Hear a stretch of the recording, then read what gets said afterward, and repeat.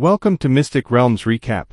Please like, share, and subscribe. Enjoy today's episode. Waiting in their spot, while continuing to release their aura without restraint as a warning, Shiro kept a neutral expression and looked at the newcomers. 3 women, all with white hair and a cold expression, looked at her from afar. While none of them were named monsters, Shiro knew that they were intelligent. 1. No. 2 irregulars have invaded our domain, the first woman said while narrowing her eyes at the 2 of them. Holy element. She is an angel type. As for the other woman, it seems like she was part of our race at one point. She's killed a snow girl. The second followed up. She isn't the same as us, but why does her name suggest so?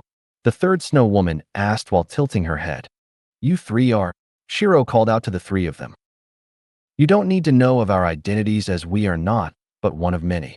Since you have invaded our domain, the queen seeks out a meeting with you who blatantly display her feeble power in spite of knowing that this is our domain. The first replied while coming closer to her. Ho, feeble power, huh? Wouldn't you want to see what kind of feeble power I hold up close and personal? Shiro asked as her eyes glowed menacingly. To think a few nameless cheese had the gall to call her weak, Shiro really wanted to pry open their brains and see if they could even think logically. To make things worse, it wasn't a metaphor. What kind of idiot would gloat about being able to kill weaklings? You may surpass us, but it is still a fact that you're inferior to our queen. Though I suppose you do have our respect for being able to kill a sibling while you were still part of our race. Come with us. The queen hates to be delayed. Asterisk Poochie. Feeling one of her veins bulge in anger, Shiro's killing intent soared as her hands were itching to kill the 3 of these curs. You know what? Die, Shiro said with a smile. Flexing her fingers, 3 ice spikes shot out of the ground and instantly skewered the 3 snow women. Raising them up high into the sky, she balled her hand into a fist as the spear expanded and ripped their corpses apart. Phew. Breathing out heavily, Shiro looked up at the sky. Welp, that's the end of that, she said with a smile. However, just as she said this, her smile faltered and turned into a frown. You know, cockroaches should just stay dead instead of continuing to move like this, she warned with a low voice. Looking in front of her, the 3 snow women were still alive, albeit some injuries along their arms. To attack us so suddenly, as expected of one who trusts in her power too much. Should you displease the queen, the meeting will turn into a bloodshed. If you delay for too long, she'll come looking for you, and when that happens, your life will be forfeit, the snow woman warned while trying to heal her injured arm. Lisa, Shiro called out. Yes, Mum. What do you think about studying torture with Mommy? Shiro asked with a sweet smile. I think that's a rather weird but splendid family activity. Though it's a shame Big Sis isn't here to torch them with her fire. Lysandra chuckled while pulling out her swords. Activating her elemental armor, her aura flared as she too was pissed about the snow women looking down on Shiro like that. With 2 people releasing their aura at full, the blizzard was scattered apart as the surrounding adventurers paled from fright. As for the observing team that the guild had deployed to monitor the situation, they were shocked to see 2 colossal mana signatures flaring not too far from the entrance of Mount Fuji.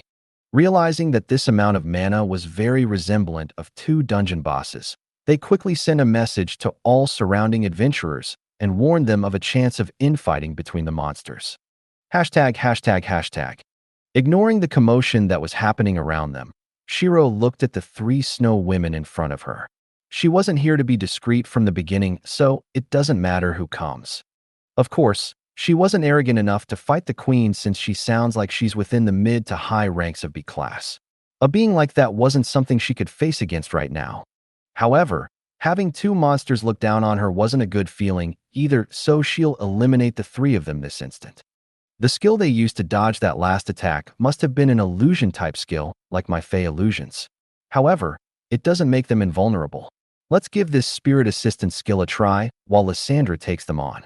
Though she may need some help, so I suppose giving Lisa my experimental armor shouldn't be too bad, Shiro thought with a smile. Giving Lysandra a side glance, Shiro nodded her head and threw her a nanochip. Catching it, Lysandra pressed the button on the top as a mass of nanobots swarmed over her body. Lightning and fire flickered around her before settling down as a set of mechanized armor. Unnamed nanotech armament. a conceptual piece of armor that was thought up by the entity, Shiro, after taking inspiration from the nanobot research volumes. Mixed with the attunements, Stygian steel, apocalyptic lighting, and star, the armor is powerful yet volatile. Should the balance tilt to either side, the armor may collapse. While this armor was still in its conceptual stages, she had run enough tests in her mind to ensure that it will suffice for a few minutes at least. Though if anything goes wrong, she had made sure to install a fail-safe that would make it so that the armor forcefully detaches from Lysandra before flying as far away as possible. This armor should enhance your performance, Shiro said before concentrating on making her own spell. Since there is a huge body of ice spirits in this area, her ice spells would be heavily empowered with the help of spirit assistance. Nodding her head, Lysandra took a deep breath before charging towards the trio. Suddenly, nanotech thrusters were created behind her as her body was propelled forward at a speed much faster than what she had experienced with the motorbike. Widening her eyes, Lysandra brandished her sword and tried to strike at the snow women before she flew past them. A layer of nanotech wrapped around her sword as lightning and star element coagulated along the edge of the blade, leaving a black, red, and gold trail of energy behind the swing. *Pushii. Before the snow woman could even react, one of their companions had been cut in half by the sword. Widening her eyes, the first snow woman didn't expect that they would be dealt with so easily. While she knew that the two were superior to them despite only being level 100, she had thought that they could at least deal some damage and do something with their deaths. However, at the rate of how things are developing, they wouldn't even be able to scratch the duo before dying a worthless death. It seems like I won't even need to use my spell. Shiro chuckled while stopping the formation of her spell. Activating analysis, she observed the internal working of the nanotech armor. Using the concepts of reinforcement from Volume 1 and adjustment from Volume 2, she tried to make it so that the armor could react to the user's actions without her having to manually control it. So far, it had been successful since the armor created thrusters and had even deployed her the use of her attunements on the blade with a single scan of Lysandra's movements. The armor is holding up quite well, but with one deployment of the components that she needed, it has broken the retracting function, so the parts can't be recycled into other components without a new supply of nanobots from me. Not only that, but the usage of my attunements has completely fried the nanobots on the blade, and they've already crumbled to dust. Shiro mused to herself. Of course, to make sure that her armor couldn't be discovered by anyone else, she had already applied Fey illusions to the surroundings so that anyone looking would only see the two of them next to three corpses. Meanwhile, Lysandra had discovered the fault of the armor and realized that parts of it were breaking and crumbling with a single use. I can probably kill one more and take the third one alive for torture and interrogation. Readying her second sword, she twisted her body and slashed towards another snow woman. While this was happening, the first snow woman that had provoked Shiro panicked and tried to run away. A worthless death wasn't something she wanted. No, if she was going to die, she wanted to make sure that it was worth something. However, before she could run, a blade pierced her body before expanding into a skin-tight cage that pushed her against the ground. Despite her using her mana, she noticed that it was cancelled before a spell could even form. Now then, why don't we have you spill out everything you know? Shiro smiled while holding a dagger, twirling her dagger and looking at the corpse of what was an alive and well snow woman. Shiro waved her hand and collected it without a second thought. However, she had a serious expression on her face. From what she had learned from that snow woman, it seemed like the current situation was more troublesome than what she had estimated. Apparently, the supposed queen of the snow woman had managed to forcefully create a dungeon/portal from their world to this one without the restrictions the dungeon would normally impose. Currently, they're working on improving the portal so that higher-level beings from their world can travel over. Normally, their queen wouldn't be able to come over, but she had used a proxy and taken over their body in order to work on the portal. This is troublesome, isn't it, Lisa? Shiro asked with a shake of her head. To think that they're actually able to forcefully make a dungeon and ignore its rules. What level would the queen need to be in order to do this? She mused to herself. I don't think it's because of her level, Shiro. There's something fishy about this. Nimue replied with a serious expression. From her knowledge of how queens of each race function, there were none that allowed them to open portals to other worlds. Maybe, but it is also a fact that you can travel across worlds once you reach Tier 7 demigod. Shiro replied with a shrug. Why, there's a Tier 7 demigod? How did you know about that? Nimue tilted her head in confusion. I learned it from a light goddess that I bumped into during one of my past quests. But in seriousness, if our enemy is someone that is potentially a Tier 7 demigod, this would be quite bad, you know. True, Nimue nodded before going silent. She had to think about how she could help out in the current situation. Returning her focus back to reality, Shiro saw that Lysandra was currently looking at the half-broken experimental armor. Seems like you quite like the new armor that I created. Shiro smiled. MN, it's very handy, and the fact that I can use your attunement, despite not having them for a short moment, is amazing. Lysandra replied. I see. Though it seems like I haven't made enough progress with the research volumes, so they're not exactly reusable. I'll make some improvements when I can, but for now, I'll give you a few more chips for you to use later. Shiro said while dismantling the half-broken armor. Flexing her fingers, she created 3 more armor chips and handed it over to her. Only use it when we're in danger when we go to the city. It'll be our escape tool. Shiro reminded while Lysandra nodded her head. Good. Welp, I should drop this illusion now, since it would be weird for us to stand in one place while not doing anything. Flicking her arm, the illusion shattered apart as Shiro looked towards the closest adventurer party and gave them a smile before leaving towards where the city should be. Seeing this smile, the parties knew that they had been fooled by an illusion and quickly reported to the observer team. ####. An annoying variable has appeared. This Shiva and Lycoris pair seem to be at odds with the monsters that have appeared here. Are they natural monsters that know what's happening here? A man muttered while looking through video recordings and reports on the situation. Massaging his eyes, he frowned before sending a message to the guild master. Request to send the most powerful B-class adventurers to track down the 2 monsters, Snow Woman Shiva and Angelic Maiden Lycoris. After a moment of waiting, he received her reply. Request approved.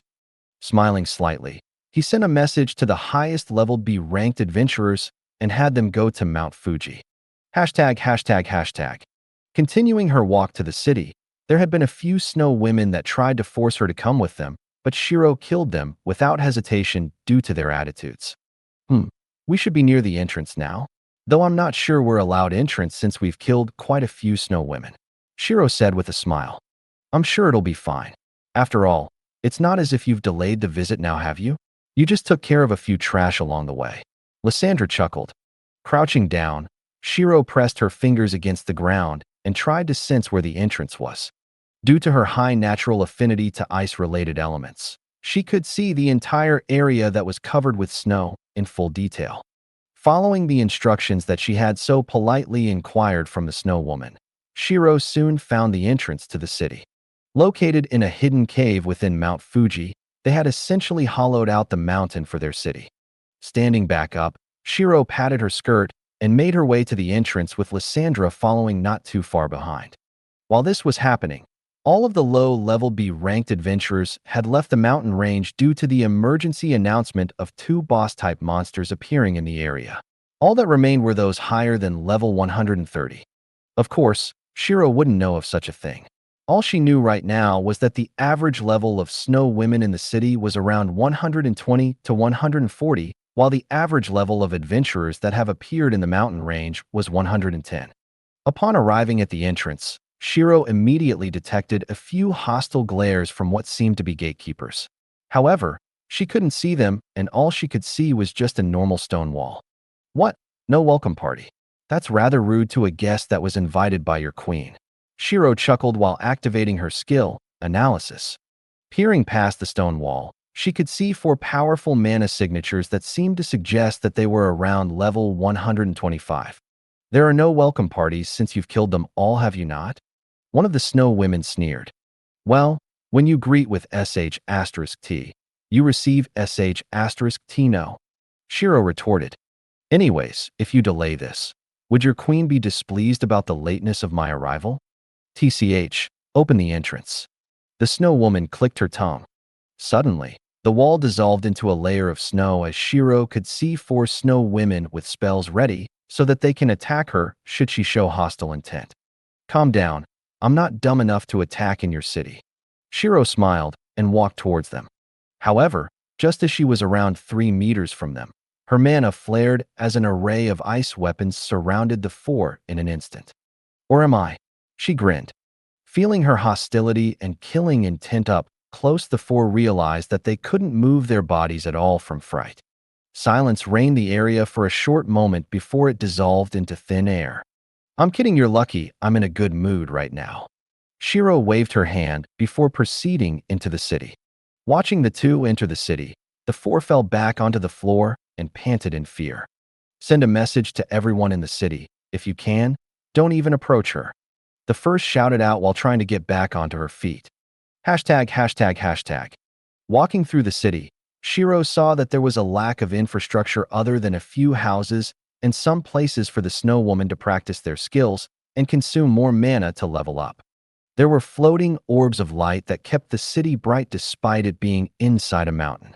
Losing interest in the society and living condition of snow women instantly, Shiro made a beeline to the castle in the center of the city. Created from opaque ice, the castle stood proud in the center. The sheer size of the castle was quite daunting, but Shiro had seen and made bigger, so it didn't really affect her. Opening the gate for her, the snow women bowed and tried not to attract her attention.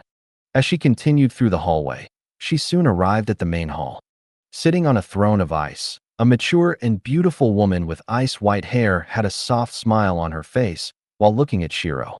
I welcome you to my current kingdom. While your tag says that you are part of my race, as a queen, I can tell otherwise, O Queen of the Spirits. Raising an eyebrow, Shiro looked at the woman sitting on the throne with mild surprise. You seem surprised. Though that must mean you're a pretty new queen that must have been chosen at random by the system. The woman chuckled. Oh, seems like you know a lot. Shiro smiled. Indeed. As I am one of the oldest living queens around, you learn a few things here and there. I can tell you that as time passes and your power as the queen of a race increases, you'll gain a natural connection to other queens and notice when they're close. That's why I knew you arrived the moment you stepped into the mountain range. The woman replied while standing up. Now then, allow me to introduce myself. Kiona, frigid queen of ice. I govern all those who are born into the ice element. While you, I suppose I should call you my younger sister, is the ruler of sylphs and govern all spirits that live in the world. Kiona smiled. Sorry, I don't have any older sisters despite our connection as queens. Though, I don't suppose you'll be kind enough as to stop whatever you are doing. It would be quite problematic should you continue, since this will hinder my plans 3 months from now. Shiro replied while making herself an ice throne to sit on as well. I don't think you have the qualifications to sit down in the same room as me just yet. So for now, my younger queen sister, I think you should stand. Kiona flexed her finger and thawed the ice in an instant. That would not do, since I am still in the end a ruler. Shiro shook her head and countered by flaring her mana and creating the throne once again.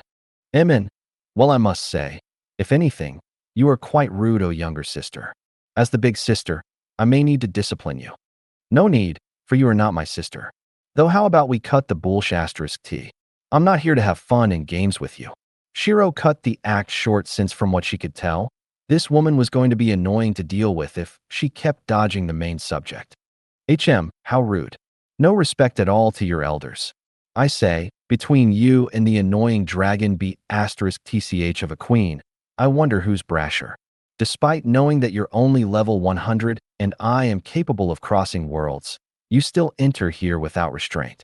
Are you looking down on me? Kiona narrowed her eyes. How can I look down on you when you're standing on a platform 3 times my height? Shiro chuckled. Well, at least you have the mood to joke. Compared to the other queen I just mentioned, I'd much rather converse with you, since you didn't try to punch me straight away. Though you are trying. Kiona shook her head and snapped her fingers. Suddenly, all of the hidden weapons that both queens have deployed throughout the room were revealed. Shiro's swords, axes, and daggers were being fended off by Kiona's barrier, while her weapons were being reduced to dust the moment they approached a certain radius around Shiro. From what she could tell, Shiro would cancel out / cut off the mana within the weapons, thus reducing them to nothing. Well, you are certainly talented for a level 100, but don't forget, every queen is just as talented as you, for they are able to become the ruler of a race. Though as hateful as it is to praise the muscle-head queen of the dragons, that girl can hold her own in a fight despite being a whole tier under me. Kiona shook her head. So, what is it that you desire from me? I know that you want me to stop my moving of worlds, but the real question is, why? Because it's annoying. You can move your world in another location as long as it doesn't bother my actions. Though, it would also be good if you told me how and why you're doing this to begin with. Let's just say that since I'm a new queen, I don't exactly know about the shifting of worlds and the previous worlds that have merged with this one. Shiro replied, since Kiona was currently her best source for more information in regards to her questions. I see.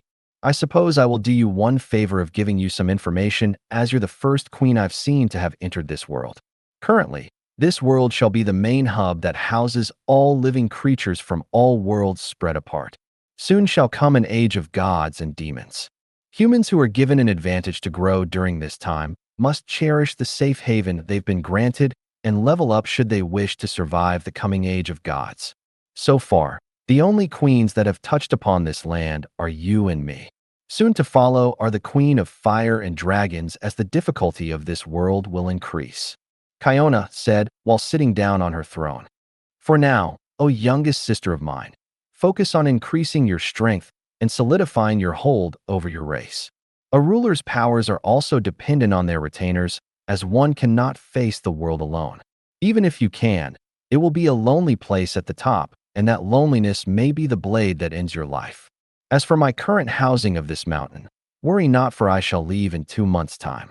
Once I am able to complete this anchor, I shall move everyone away from this local to place more anchors. For now, I shall bid you farewell. But remember this, in the future when you are more qualified to be called a queen of the race, I may seek out your cooperation. Kiona finished and waved her hand.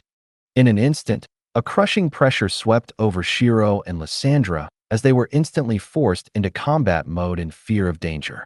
But once they realized what had happened, the two of them were already outside of the city and in the middle of an open area. Ara. Staying silent for a short moment, Shiro shook her head. Damn, this is annoying. What's so special about the current world, and what the hell does she mean by the age of gods? Will the light F***er come here instead of me going to him? Shiro muttered in annoyance, since she had just received quite a bit of information. The fact that this world may become the only world left, an age of gods and demons, more queens coming, and what Kiona meant by anchor. Mom, I think we have just uncovered a huge link that might help us prepare for the future. Lysandra said seriously, since an age of gods didn't sound like the best situation, especially since she knew that even a holy one that is the light goddess couldn't be called good by all means. Despite the warmth that light offers, it can also blind you in its radiance. I know, darling, I know. Though for now, I suppose it wouldn't hurt to record some vital information in regards to the city and the boss Shiva. Shiro replied, as there wasn't much else she could do. Kiona didn't look like she was going to tell her more information, and had already told her that she was going to leave in 2 months. From what she could tell, Kiona was the only powerful being in the city, but there could be more hidden in the shadows. But if she could expel Shiro from the city in an instant, that meant her powers couldn't be underestimated. As she was forging a video of some vital information, she turned to Nimue, who had a serious expression in her mana realm. What are your thoughts about this, Nimue? Mine? Well, my biggest concerns are the safety of the spirit race with this whole age of gods and demons. She did also tell you to solidify your control over the race, so that may be our next goal after you reach B rank and rescue Miss Yuki. Nimue replied, Indeed. What do you think, Azul? What I think? Well, I suppose it's the same as Nimue, though I'm more curious about when our little fire sibling will take form. Azul replied while glancing over to the fire island. Give it some time. It does take a while to grow after all. Shiro chuckled. Returning her focus back to reality, she had just finished with the footage and made sure to edit it a little so it doesn't fully give away the city's location and only just suggest that it may be around a certain area. Now then, I suppose we'll claim our orange-grade equipment and make our way to Tokyo then. Shiro smiled, as there wasn't much else to do here. MN. Nodding her head, Lysandra followed behind Shiro as the two of them returned to their form of Nitri and Lisa before leaving the mountain. Upon leaving the mountain range, Shiro pulled out her bike and made their way to the guild. Asking the receptionist to inform the guild master of their intent to meet her, due to some intel they managed to collect, they were led to a waiting room. However, this time, they didn't need to wait too long for the guild master to arrive. I heard that you collected some information? Quite quick considering how little time you spent in the mountain range. Hitomi raised an eyebrow. Well, what can I say? Maybe I got a passive called EX Luck Ha. Shiro joked around before pulling out the video chip from her inventory. Here, you can have a look at this. I've managed to see a new boss monster making contact with what seems to be a monster city. The location was around the western side of Mount Fuji, but it may have changed, I don't know. Looking through the recordings, the guild master had a serious expression before nodding. MN, this is indeed vital information. At least now we know there's a city of these monsters, and that there may be several strong bosses in there. Hitomi said seriously. Then I suppose I'm eligible for the orange-grade equipment then. Shiro smiled. Indeed. Come with me. I shall show you the few you can choose from. Hitomi nodded and gestured for the two of them to follow her. Going through a few illusions, that of which Shiro detected with ease, they arrived at what seemed to be a vault. By having illusions here, it seems like they want to prevent anyone from knowing the exact location of the vault. Shiro thought to herself. However, unfortunately for them, with the help of her skill analysis, she had been able to make a map of the vault in her mind. Of course, it wasn't as if she was going to rob them. That would be quite mean. You can choose between weapons or armor. I'll go for a weapon. Shiro replied since she already got one of the better armors on her now. MN, good choice. Here are your choices. Hitomi said while pointing at the assortment of glass cases. Strangely enough, Shiro wasn't able to get the stats of the weapons through the glass, but she was able to see the descriptions on the bottom. There were 2 bows, a sword, an axe, and a dagger for her to choose from. She immediately ignored the axe since it wasn't something that she used often. Same with the sword since she already had ataraxia. This only left the dagger and the bows. Izanami's crest LVL 120 orange, dagger. A dagger enhanced by the power of Izanami, the personification of earth and darkness. At night, the dagger's stats are doubled. Sun Eater Bow LVL 120 orange, bow. A bow possessed by a rumored Sun Eater. Whenever the user pulls back the string, it will convert the energy of the sun. When the sun is at its peak, the bow's power is enhanced by 300% that will last for 1 minute. After this period, the bow will decrease in strength. You cannot use this bow at night. Stargazer's Bow LVL 110 orange, bow. A bow that is enhanced with the number of stars that can be observed. At its peak, a single draw of the bow can summon down a meteor shower. At night, the bow will receive the star's blessing.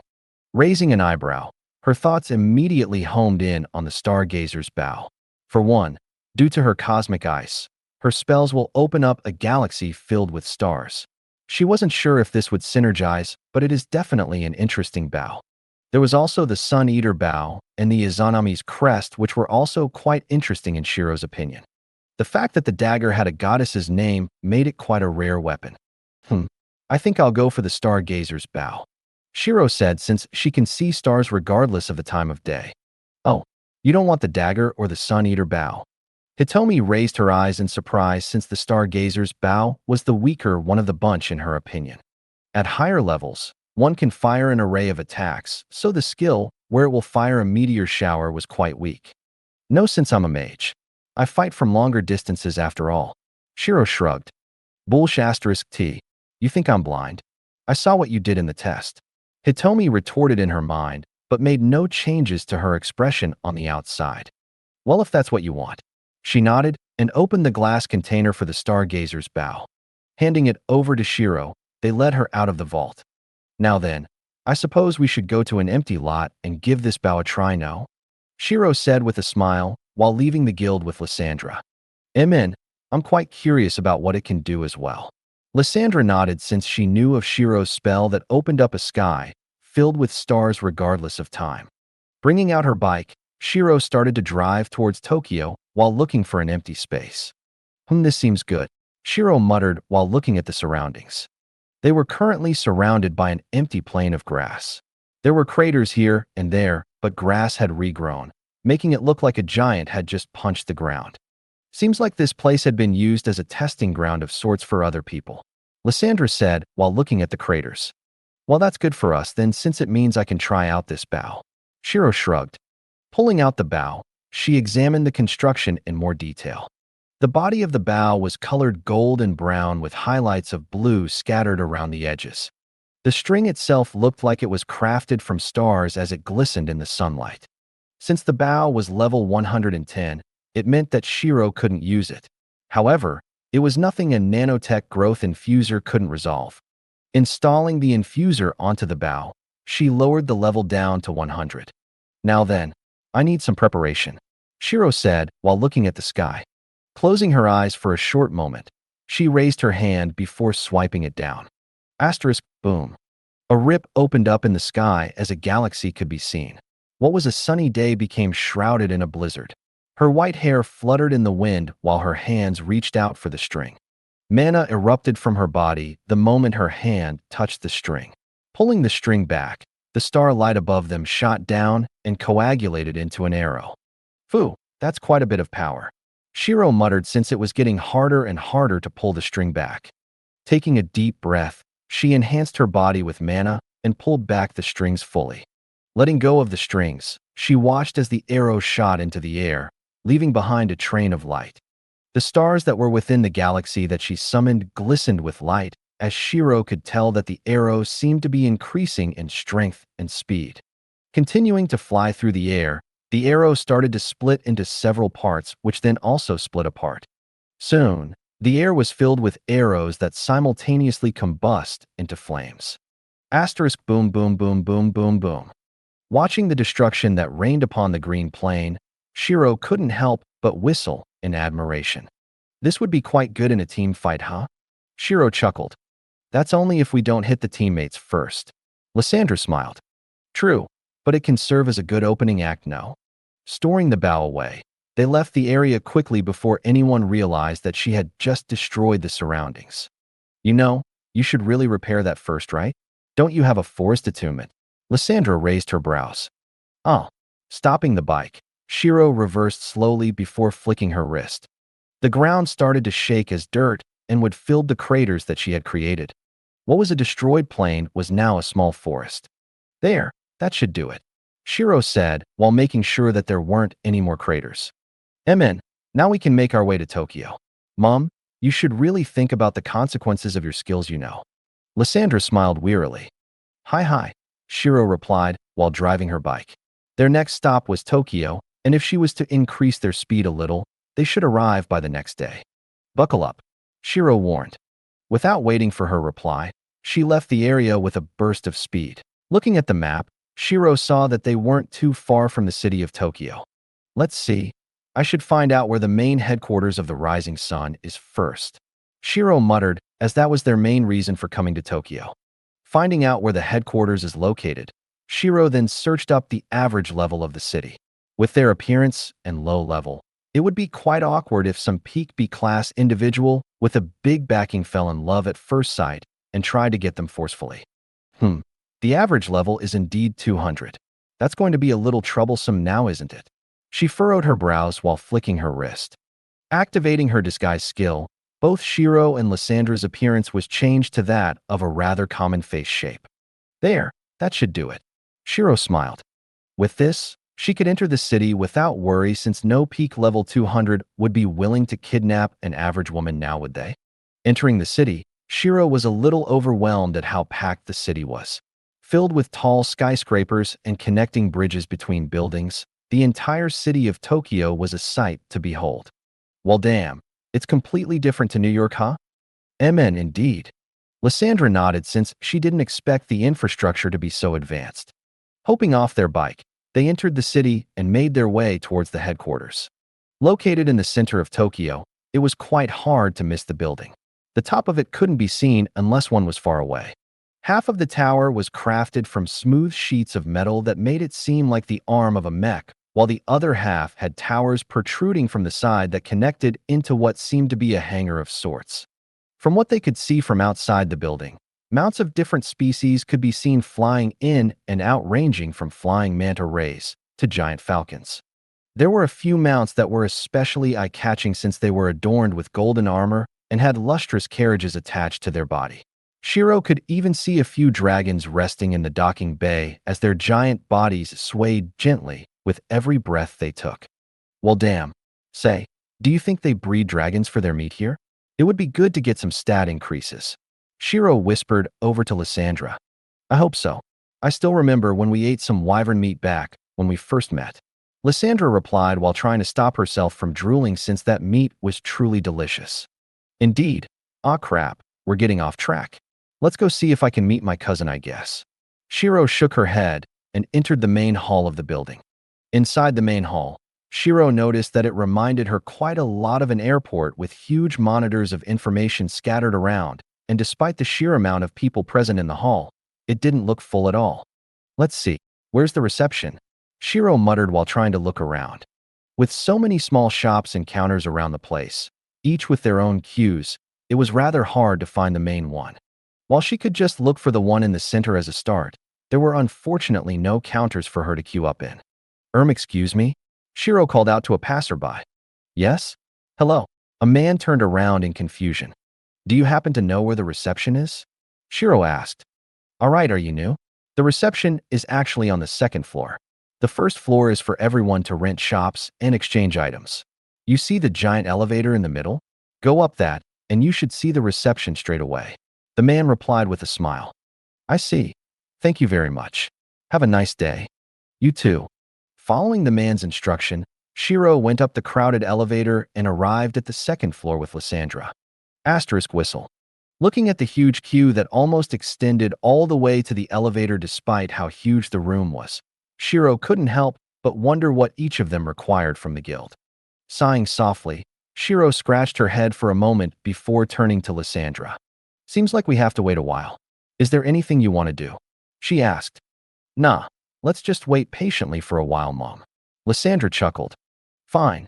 Waiting in the queue patiently, Shiro started to browse through clothes online with Lysandra as they picked out the ones that looked pretty good.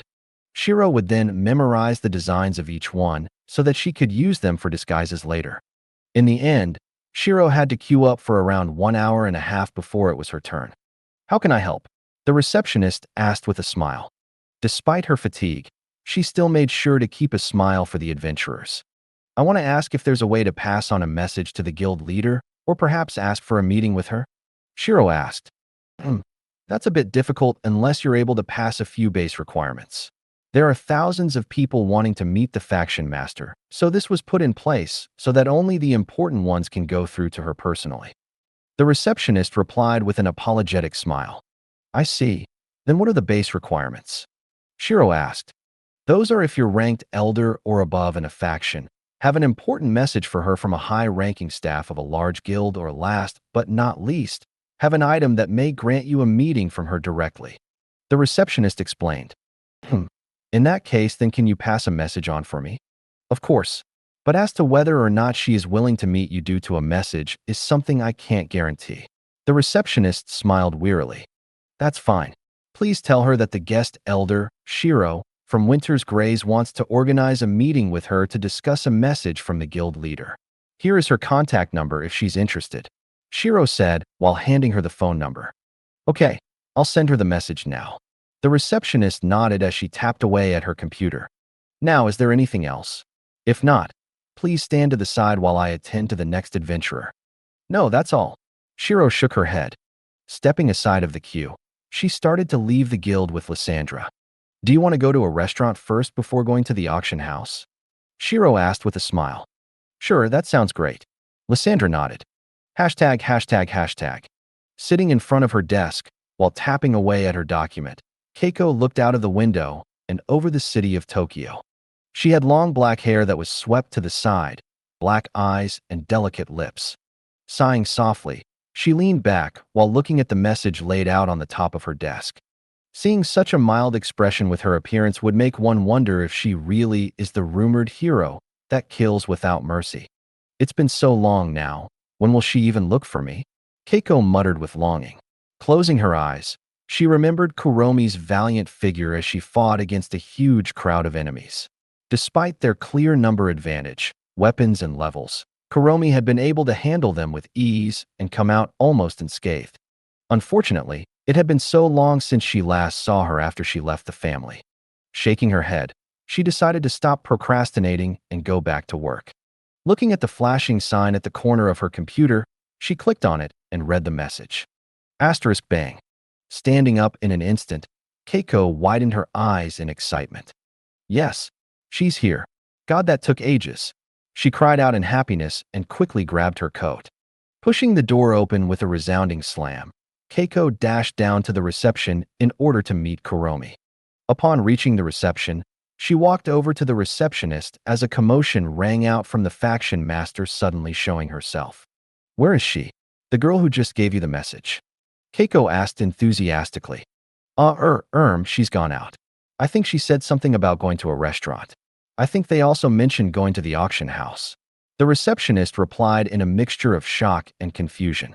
Give me her picture so that I can find her, Keiko ordered. Doing as the faction master said, the receptionist gave her the image.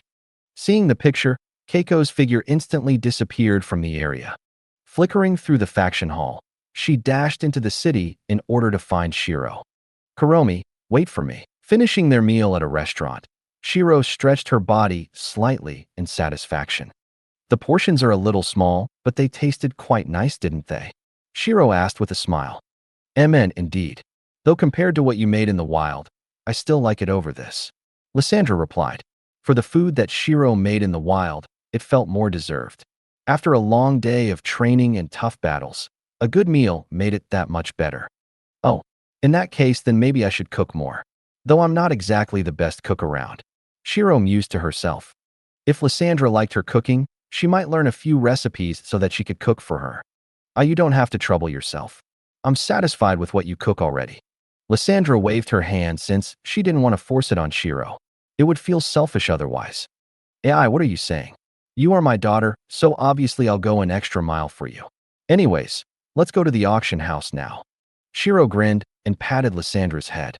Blushing slightly, Lysandra coughed and followed behind Shiro. Leaving the restaurant, Shiro searched for where the auction house is located. It's not too far from the Rising Sun main headquarters. That's quite handy. Shiro raised an eyebrow.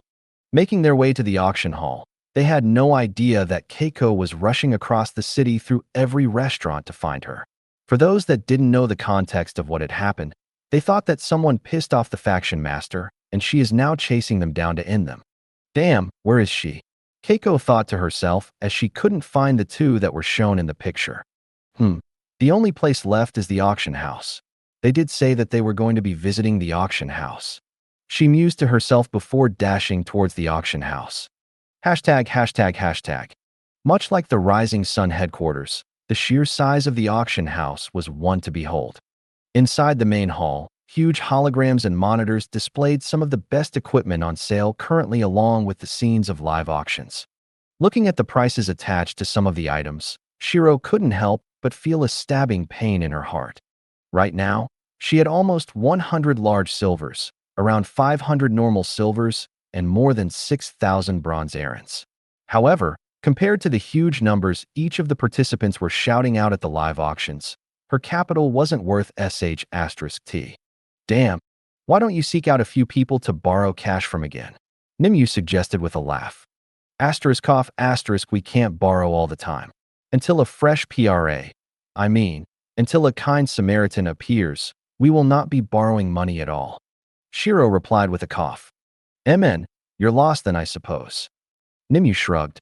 Oh, Nimue, don't be like that. Shiro is a nice girl, so she wouldn't borrow if she can help it. Izul shook her head. Izul, you haven't been with Shiro for as long as I have. Soon, you'll see how black-bellied she truly is. I'm still here. And what the hell do you mean by black-bellied? Have you not seen how much of a maiden I am? Virgin maiden? Yes. Kind maiden? *CK no. Nimue rolled her eyes. *Poochie. Feeling a stab in her chest from the mention of virgin maiden again, Shiro ignored the situation in her mana realm and went to one of the terminals to see what was on sale. RNES. Meanwhile, Lysandra noticed Shiro's slightly annoyed pouting face and couldn't help but wonder what just happened. Did the spirits annoy Mum again? She couldn't help but wonder. Hashtag, hashtag, hashtag. Filtering out the items that she couldn't afford, Shiro browsed through those that were within her price range. None of the weapons or armors that she could afford were worth it, though she had expected as much since the big families would have probably bought them all for their children.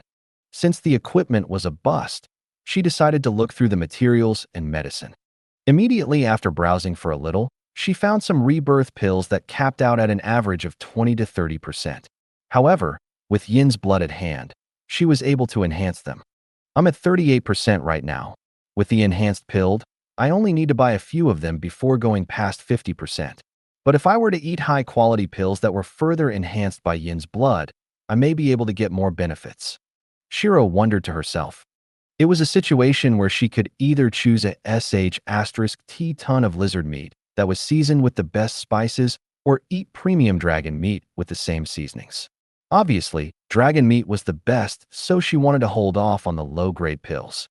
Removing the price cap, she did a quick search for the higher-grade ones, but only found one that was sold out in the live auctions. Damn. Sigh. I guess I should visit here more often since I'll be spending a bit of time in Tokyo. Shiro shook her head. Looking through the materials section, she looked for items that she needed in order to craft Borealis Rebirth Pill. After collecting 2 of the items that she needed last time from the dwarf, she only needed the Sub-Zero Spirit Essence, Crystallized Divine Nuclei, Millennium Ice Dragon's Essence, Glacial Lotus Blood, Tears of Winter, and Eternal Ice Heart. Out of these items, she managed to find Glacial Lotus Blood priced at a whopping 125 large silvers. Holy **T. Shiro couldn't help but mutter. Even if she converted all of her coins to large silvers, she would barely have a bit more than 100 large silvers. To get to 125, she'll need to earn roughly another 2,500 normal silvers. Right then, since I can't afford this, let's look for a fine patron. Shiro nodded her head and prepared to walk out of the auction hall. Oi, what happened to the maiden, huh? The moment you see that you don't have enough, you're already thinking of long-term borrowing, huh? Nimue raised an eyebrow. Desperate times, desperate measures. Shiro replied shamelessly. Desperate times, my ass. Nimue rolled her eyes. Marking down the items that she wants from the auction house, Shiro wondered about how she should make enough money quickly so that she could buy the Glacial Lotus Blood. Seems like we can only kill some monsters. Though with our EXP gain, it would be quite bad. That being said, I have also killed a few of the snow women when we went to Mount Fuji. Shiro coughed since she had vented out her annoyance a little too much. Maybe look for some challenges and events that can earn us some money. Lysandra suggested since these little events were always happening here and there. It shouldn't be too hard for them to find one that paid quite well. But before they could continue their conversation, they heard a loud bang and realized that they had just been dragged outside of the auction house in an instant. Since Shiro didn't feel any hostility nor killing intent, she didn't pull out her weapon but instead looked up at the woman who was grabbing them by the shoulder. Keiko LVL? Grand Assassin Hero. That's a little rude, isn't it? To drag us out while we're browsing items. Shiro furrowed her brows. Sorry about that. I just want to see Kuromi quicker, so I was a little hasty. I heard that she wanted to meet me, no? Keiko smiled. All right, about that. Give me a second. Shiro nodded and dispelled her disguise. I didn't want to attract too much attention here, so I changed my appearance. I don't remember much, but Yuki said that you were my cousin, right? Looking at the familiar face only with white hair, Keiko widened her eyes and instantly hugged Shiro with all her strength. Ga? My bones. My bones. Shiro cried out after being hit by a sudden burst of force. Sorry. I got too excited. Keiko quickly apologized. Looking around, she swiped her hand as the 3 of them teleported back to her office. Locking her doors and sealing the sound inside, she dived back onto Shiro. You don't know how much I've missed you, Kuromi. Glancing at Lysandra, who only shrugged, Shiro didn't exactly know how to respond to the clearly enthusiastic Keiko. Can you explain to me what Yuki said? Shiro asked. Sure. Let me just get her letter out for you. Keiko nodded obediently and looked for the other letter she was given. If anyone else were to see their faction master act like an obedient little sister, they would puke out blood in an instant. Where's the real faction master? Passing the letter over to Shiro, Keiko sat on the sofa and obediently waited for her response. Seeing Keiko's bounciness and excitement, Shiro couldn't help but wonder if she was an overexcited cat or something. Shaking her head, she looked at the familiar seal and bit her finger. Opening the letter, she read its contents. Hello, seems like you've met Keiko. I've already told her that there's a good chance of you losing your memory, so it should be okay. She should be able to help you with a lot of the stuff that you need, such as change in identity, items, and so on. Since there's a good chance that you've lost your memory, I'll give you a straight warning right now. Keiko is infatuated, and I mean infatuated with you. The previous you anyways. So try not to show signs that may be misunderstood for feelings, since it would just make things worse. As you have no memories right now, it might be able to act as a deterrent for her, but keep your guard up nonetheless. Other than that, she's a nice girl that would help you in anything you need. Remember, once you reach B class, you can find me through the portal located at the top of Mount Everest. Yuki. Well damn. I had an urge to pamper her a little as well. Shiro thought to herself. You have enough love interests already, stop getting more. Nimue chuckled. Enough? How many do you even think I have? I thought Lyrica was the only one though. Shiro tilted her head in confusion. Do you need me to say it for you? Helion. I'm pretty sure Madison at one point, but she seemed to be over it. Nantion, Lyrica, and Raoul, just to name a few. Nimue shrugged. Madison and Helion. Shiro raised an eyebrow. Yup. Nimue nodded. Shiro is so popular. Maybe someday we'll see mini Shiros? Oh wait, no, that's Ian. Baby Shiros then. Izul chuckled. That's only if I get a husband or something. Though I don't think that's a priority right now. Shiro coughed as her cheeks had a slight blush to them. Until I get rid of the light bastard, Nantion, and the whole age of God thing, I shouldn't get a lover. True. I'll wait to see baby Shiros then. Maybe they'll call me auntie. Izul replied with a smile. Denying such a possibility, Shiro turned back to Keiko. So, Yuki said that I should rely on you if I need help. She said slowly. Of course, anything you want I shall provide. Do you want items or materials? Maybe some backup for a fight? Keiko asked enthusiastically. Oh no. Well maybe. More importantly, I can't just accept your help for free. Is there anything I can do in order to pay for your help? Shiro asked, since it would feel weird if she basically got given the items without her doing anything. With grave beta. Why can't you? I mean, you're my cousin, so helping you is only natural. Keiko tilted her head. That's not the problem. The problem is that since I have no memories, it's like we're strangers. You can think of it as I'm trying to recover my memory through meeting a few trusted people. Shiro replied. So you think it's awkward? Pretty much. Shiro nodded. Oh, that's fine then. Let's go have some baths together, maybe go on a few dinners, and we won't be awkward anymore. Keiko smiled. Okay, let me rephrase this. I don't know you, so maybe it's best that you think of it as we're meeting for the first time, which to me is the current situation. Shiro furrowed her brows. Pausing for a moment, Keiko felt a little hurt at the comment, I don't know you, but calmed herself down. That's to be expected, huh? She did lose her memories. She thought sadly. In that case, I'll introduce myself. My name is Keiko, and I'm your cousin. I'm the only one left from my branch of the family, since both my parents and siblings have died while fighting monsters. Keiko reintroduced herself as her face was serious. I know that my name used to be Kuromi, but after reset, it's become Shiro. I have 2 adopted daughters, and Lysandra here is one of them. Shiro followed up and pointed to Lysandra. Keiko was about to continue when she stopped once more. Noticing this, Shiro tilted her head. Ga? This is annoying. Kuro, no Shiro, I have an idea. Let's just spend the day together and it should break the ice. Keiko puffed up her chest. First, let's go back to the auction house since you said that you wanted to buy something. Oh wait, didn't I tell you I need to paw dash? Don't worry, I haven't forgotten. Since that's the case, you can transfer under me as a guest elder for now. Don't worry about the opposition since I'm the faction master. What I say goes, and if they dare reject it, I'll kick their ass. Keiko cut her off. Wow, your cousin is quite outgoing, isn't she? She even cut you off mid-sentence. Nimue chuckled. Indeed. Shiro smiled. I'll teleport us back to the auction house now, Keiko said while placing her hand on their shoulder. Blinking for a moment, Shiro realized that they were back in the auction house. Damn, that's handy as sh*t. She couldn't help but think to herself. Let's see, this was the terminal that you used, wasn't it? Keiko asked as she pointed to a terminal. Oh, yeah? When you grabbed us, I was on that terminal. Shiro nodded. Right, Shiro, watch this. Keiko grinned. Cracking her fingers, she tapped away on the screen. Countless tabs opened up as Keiko worked through them efficiently. After a short moment, there were only a few tabs left.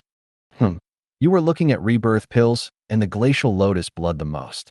I'm guessing you wanted to buy these two, right? Keiko smiled. Before she could even respond, Keiko bought them all immediately. Oh well, it's not like I'm short for cash anyways. After all, it would be embarrassing for the faction master of one of the biggest factions in the world to be poor now, wouldn't it? Keiko laughed. Being swept along by her momentum, both Shiro and Lysandra looked at each other and shook their heads.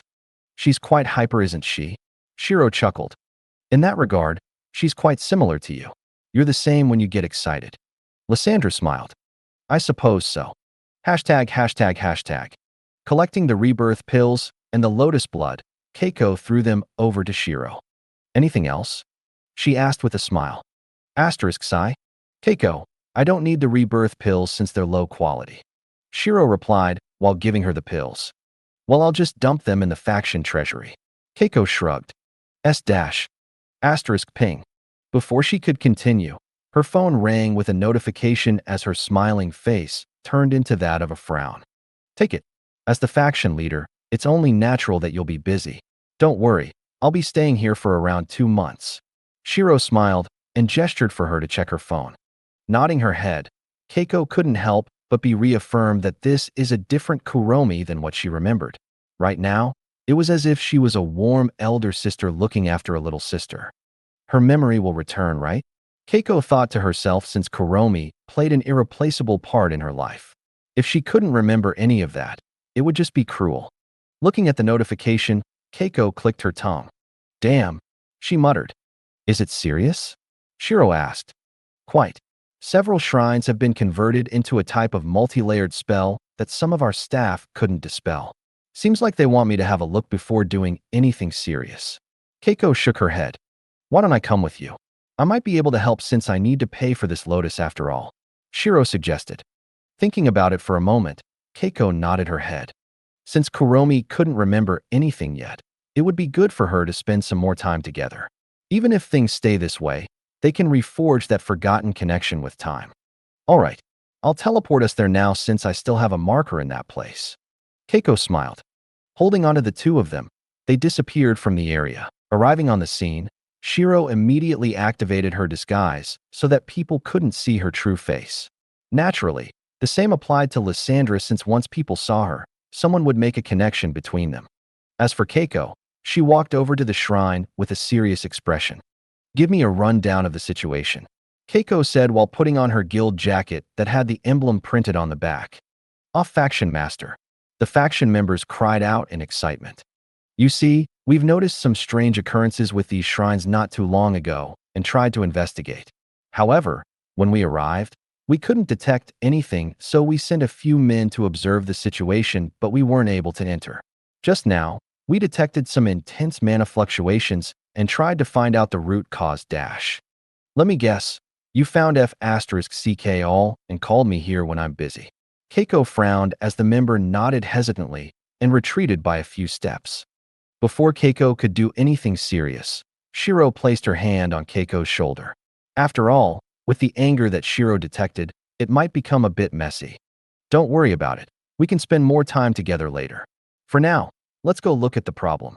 Shiro smiled. Glancing back at Shiro, Keiko nodded her head reluctantly. *sigh. Fine, but this better be some city-destroying problem or else it ain't worth my time. Keiko replied. Unless everyone is in danger, she would rather not attend to it when she could be spending time with Shiro instead. Walking over to the shrine, Keiko narrowed her eyes, and since she could immediately detect the intense amount of mana that was suddenly aimed towards her. Seems like it's sentient. Keiko frowned. Mana can't just suddenly direct itself towards her unless someone or something is controlling it. Tapping her fingers on the barrier, she wondered if she could destroy it with brute force. Pulling her fist back, she punched forwards. Asterisk bang. A shockwave exploded out as her fist was sent recoiling back. Reflection, huh? Keiko muttered while looking at her fist. Are you seriously calling me for a simple reflection barrier? Don't we have barrier breakers in the faction? Keiko asked while glancing back at the faction members. We've already tried that, but it has no effect on the barrier. Hearing that they said, Keiko's frown deepened as she pulled out a pitch-black dagger. Let's give this a go then. She sighed. Her arm seemed to blur for a moment before a multitude of slash marks could be seen spreading through the surface of the barrier. Each slash seemed to eat away at the mana as the barrier was soon destroyed. Widening her eyes, Shiro couldn't help but gulp since there was no way she could react to that kind of attack right now. Storing away her dagger, Keiko turned back to the rest of the members. Send a message to all available members of rank 5 and above. Tell them to meet up at this location while I go in first. Make sure to keep the area on lockdown in case any civilians come in by accident. Nitri and Lisa, follow me. We'll go inside for now and see what's happening. That way, she could at least keep Shiro near her and spend some time together. Sure. Shiro nodded and followed behind Keiko with Lysandra. As the three of them entered the shrine, the remaining members followed her instructions and locked down the area. They also had the burning question of who the two strangers were, but they weren't in any place to question the faction master's orders or the people she brought with her. For all they know, the two may be someone who's powerful but kept their status on wraps. Therefore, they made a mental note to give the two some respect when they see the two of them again. ####. Upon entering the shrine, Shiro instantly activated her analysis skill. Overwhelmed by the sheer amount of runes and magic circles that was suddenly revealed to her, Shiro's body swayed for a moment. Seeing this, Keiko quickly flickered to her side and caught her. Are you okay? What happened? She asked in worry. Don't worry, just shocked by the sheer amount of crap I just saw. Shiro shook her head and tried to calm the dizziness that she was feeling. Taking a moment to reorientate herself, Shiro looked towards the magic circles and noticed that they had a section which sent a mental attack at whoever read the runes. Damn, annoying. Shiro frowned since there was no way she'll get disorientated with just looking at information. Analyzing the magic circles, Shiro realized that it was similar to the one that had appeared in New York. Say, Keiko, Shiro called out. Emin? Yeah. Have you heard of the New York disaster where a giant portal was opened up? Shiro asked. The one caused by the Black Monarchy F***CKs? They've been a pain in the ass in a lot of places. Is this one of their tricks? Keiko asked curiously. Yeah, though you need to make sure that none of your high-ranking members try to dispel or break the magic circles. Once you do, you'll empower the spell whenever you try to fight the monsters it spawns. Shiro warned. It can do that? That's the first I've heard of it. Keiko frowned. That's because only me and a few other people know about it since we were the ones that tried to solve it in New York. Shiro replied. Though, I wonder why they haven't put anyone to protect this totem. She muttered. In that case, then we should retreat for now and have some of our experts examine this. No point risking it only for it to activate too soon. Even though I'm a hero, there's only so much I can do alone. Keiko suggested. Since her class was that of the assassin hero, she excels in one-on-one combat, but group combat wasn't exactly something she was good at. MN agreed. Because we were too hasty in resolving the issue in New York, one of the strongest people around couldn't do anything because he broke one of the totems. Shiro agreed. If not for their hastiness, Nentian could have helped out in New York and reduced the amount of damage they suffered. However, what's done is done, and the best thing they can hope for is to reduce the amount of damage they suffer in the future. Making a mental note on all the magic circles and runes she could see, the three of them left the shrine. Change of plans, send a message out. Put all affected shrines on lockdown, and no one is allowed to enter them. All rank 5 and above members meet me on the 5th floor. We're going to have an emergency meeting. Keiko shouted out as the members obeyed. Holding Shiro's and Lysandra's shoulders, they teleported back to the headquarters. Since you have some expertise in this area, I suppose, would it be okay if you joined us in the meeting? Of course, if anyone ridicules you, I'll make sure they don't sleep well tonight. Keiko promised as the three of them made their way up to the 5th floor. Don't worry about it. Shiro chuckled. Looking at the serious Keiko who still wanted to spend time with her, Shiro couldn't help but like this a lot better than the previous one. She's just like a cute little sister that wants to spend time together despite the fact that she had some homework. Kind of like wanting to do the homework in the older sister's presence so it wouldn't be as lonely. Shiro mused to herself. Make sure you don't pamper her too much now, or else she might be fighting with Lyrica when they meet. Nimue chuckled. I'm sure it'll be fine. Plus, with what's to come, I don't think going into a relationship is the best option right now. Shiro shook her head. Arriving at the meeting hall, Keiko saw that there were already a few members gathered. Greetings, Faction Master. They bowed. Amen.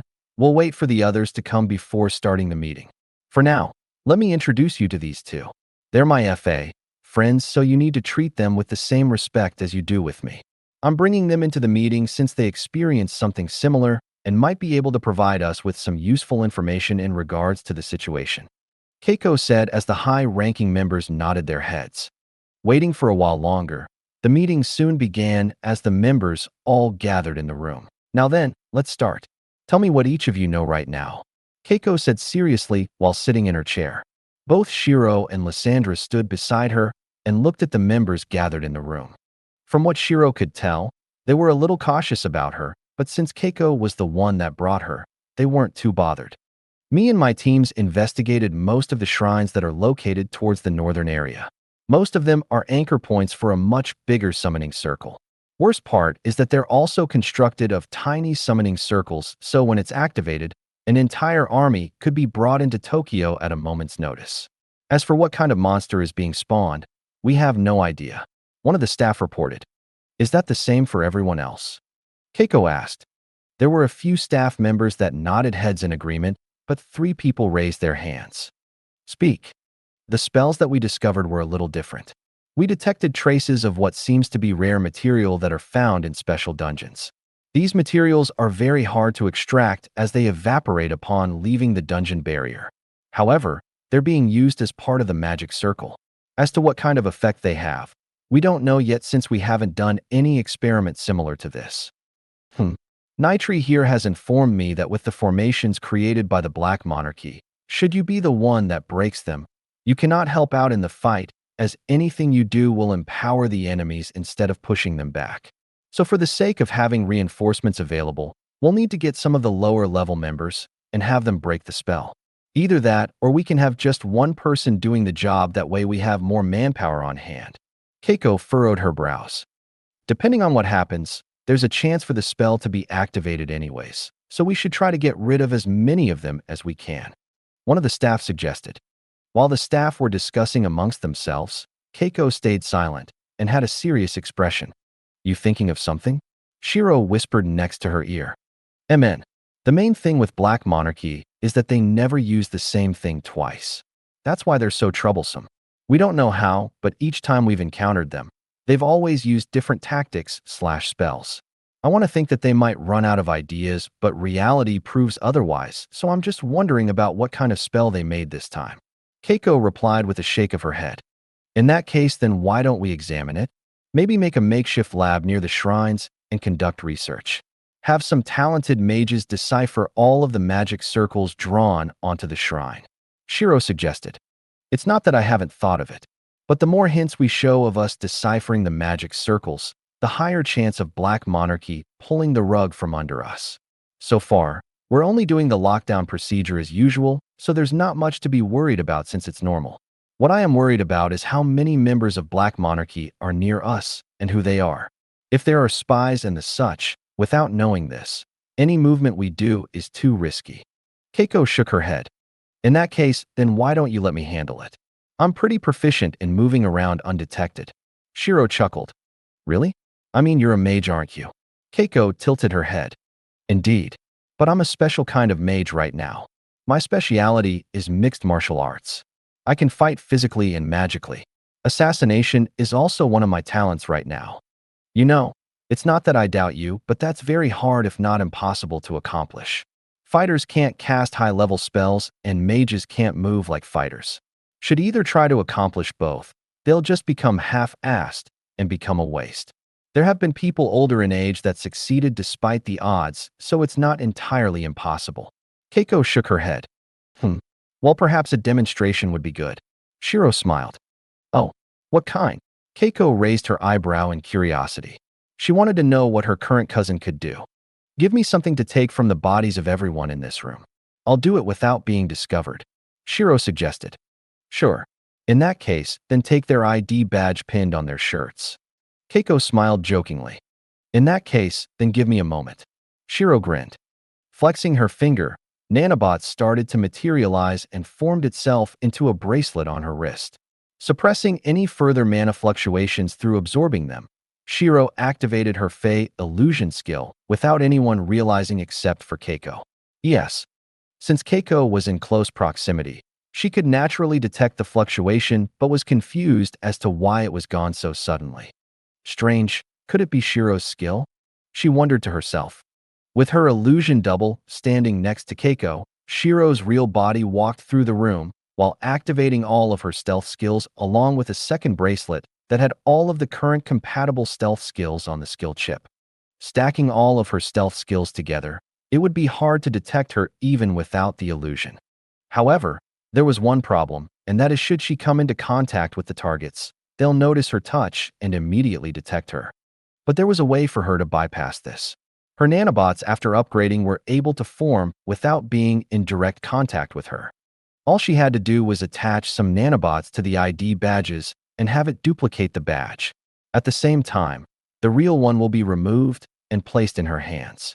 Such action needed precise coordinates, hence why she walked around the room to observe where all the badges are. Meanwhile, Keiko was a little confused as to why Shiro continued to smile and said nothing else. Please wait for a moment. Mum's in the middle of her work. Lysandra reminded with a smile.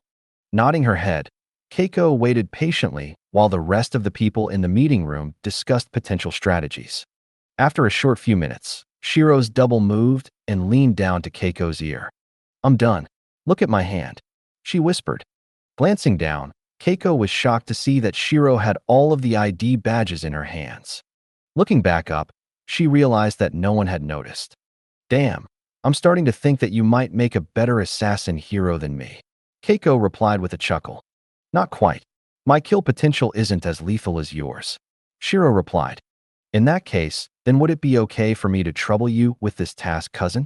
Keiko asked as she felt a little embarrassed to have a level 100 do this task despite the number of high-level people in the room. Of course, think of it as payment for the lotus. Shiro nodded. As the meeting continued, they eventually settled with keeping things on lockdown for now while they observed the magic circles briefly. This would make it so that they get a general understanding without diving too deep, or else things may be sped up. During this, Shiro returned the badges without anyone noticing. Returning to her office, Keiko immediately prepared a few items for Shiro so that she's safer during her quest. Here's a transmitter for you to contact me with a press of a button. 2 potions of invisibility, a cloak of enhanced stealth, and some doppelganger talismans. Make sure you stay safe out there, Keiko said while handing her all the items. Of course. For now, Lysandra will stay here with you. She can help out with anything you need, but she'll generally be interested in things to do with fighting since she's that much of a tomboy. Shiro joked. However, seeing Keiko's worried face, Shiro dropped the jokes and became serious. Don't worry, I don't plan on dying. She smiled. Amen. Nodding her head, Keiko hugged Shiro tightly. Just don't return with amnesia again. You don't know how worried I got when I realized that you were missing for a while. If you were to die, there'll be no one else left that I'm close to, Keiko said as her voice seemed to be strained. Don't you have Kiyomi and the others? Shiro asked with a soft smile. They can't compare to you. When Mum and Dad died and left only me, you were the only one to always stay with me even when you're busy. I don't want to lose you.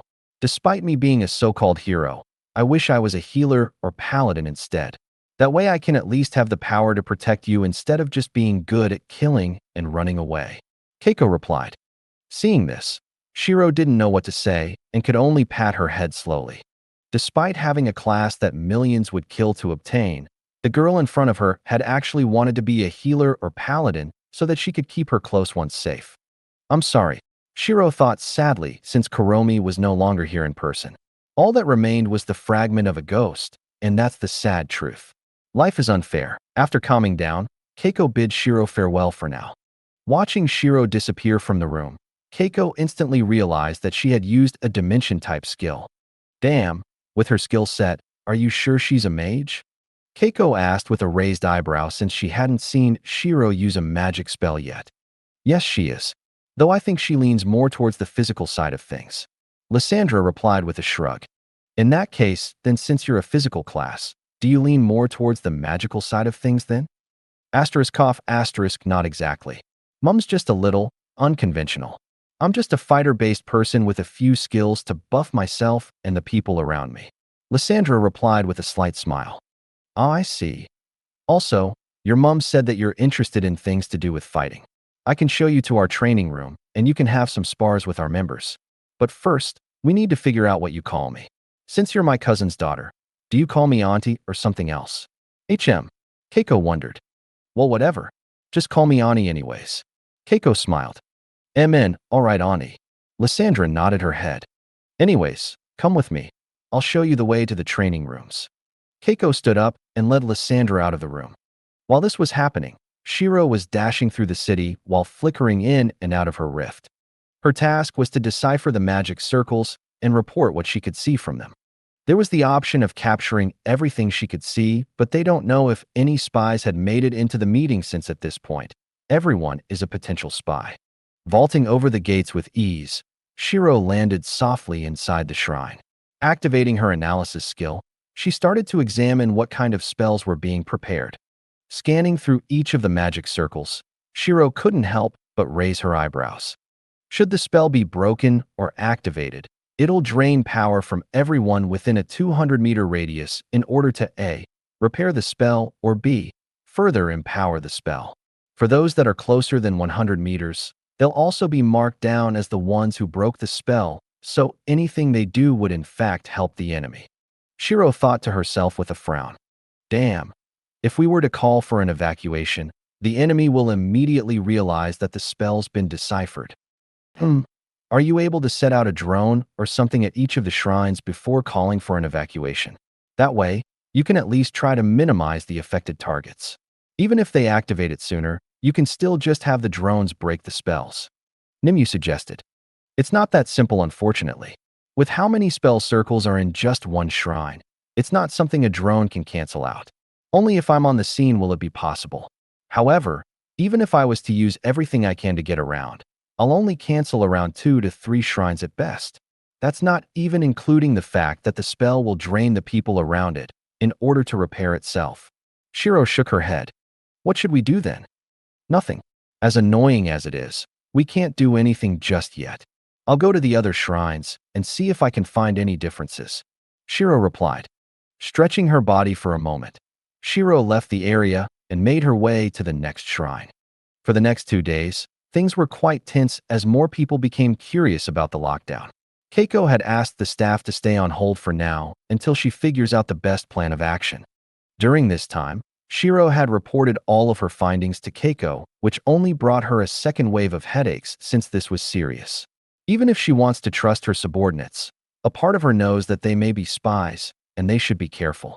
Currently, Shiro was sitting in Keiko's room with her legs crossed and sipping on a cup of juice. So all of them pretty much have the same effect then? Keiko asked. Yeah, I do have some magic canceling things on me, but there are too many spell circles for them to be effective enough. Shiro shook her head. Perhaps we should just tell everyone and have them think of something. If the worst comes to be, we can just gather the strongest people in the faction and fight the thing that is summoned. Keiko furrowed her brows. While the real strongest members are out on the front lines, the guild is still filled with B-class adventurers and some even A-class. The only reason as to why she was here instead of the front lines was because she was waiting for Shiro, as well as the fact that she had some documents to handle to begin with. This was just one of her breaks that she's taking from the front lines. I'd say give it another day. See if they make any moves before telling everyone. In the meantime, we might have to get some trusted people to prepare for evacuation. Shiro replied seriously. By the way, Have you been able to determine what it's trying to summon? Average level and the like. Keiko asked, as one can usually guess that kind of thing by examining the magic circle. Unfortunately, I don't have that much proficiency in magic circles, so I can't say for sure. I only know that the lowest level monster that is being summoned is going to be level 100. Level 100. No, this can't wait. The more we wait, the higher chances of casualties. Shiro, come with me. We're going to help with the evacuation effort before destroying the shrines. Grab some high-quality mana potions with you. I'll get everyone that can teleport or transport a large number of people to help me evacuate people lower than level 100. Keiko ordered decisively. Sure. Shiro nodded her head. With decisive actions, they can deal with the situation much quicker and contain the destruction. In that case, then do you want me to destroy the shrines instead? My skill only allows me to access a second dimension and speeds my movement up. It doesn't actually teleport. Shiro reminded. Are you able to handle the destruction of more than 1,000 shrines? Keiko asked as she was in full faction master mode. Right now, she wanted truthful reports so that she can plan around them. She doesn't want a "I think I can do it." No, she wants a "I can do it guaranteed," or "I can take out this many shrines." That way, she could assign more people to help her. I can take care of all of them. Though the destruction that follows is a little troublesome since I'll have to go full power in order to erase all of the magic circles. It's all right, I'll take care of all of that. There are bound to be people who are angry at the fact that we've destroyed their temple of worship, but all we need to do is redirect that anger to the Black Monarchy, since they're the reason as to why we have to do this. Keiko replied. Sure, let's go then, cousin. Shiro smiled and followed behind Keiko. In the main hall, alarms were blaring as an A-ranked emergency was being issued out. Shocked at the severity of the situation, the entire guild became tense as Keiko gathered everyone who could teleport/transport people quickly and have them prepare for evacuation. Informing everyone else of her findings and reasons as to why they're making a sudden move, Keiko's trusted subordinates all went to work immediately since they had a feeling that this was going to be the outcome. They already have quite a few trusted members situated near the shrines, so they can follow procedures and have everyone go at least 230 meters away from the shrine in order to avoid its effects. Meanwhile, Shiro had situated herself at the top of the headquarters, as this is the highest point in the city. Her white hair fluttered in the wind since she had already removed her disguise. She needed as much mana as she can get as of this moment. Looking up at the sky, Shiro saw that night was coming, and it was a perfect opportunity. With the Stargazer's bow, she was going to create the biggest and most powerful area of effect skill she could handle in order to destroy every single shrine in Tokyo, regardless of destruction cost. After all, with Keiko's permission, there's nothing holding her back anymore. Thank you for watching. I hope you enjoyed today's episode. If you did, please like, share, and subscribe.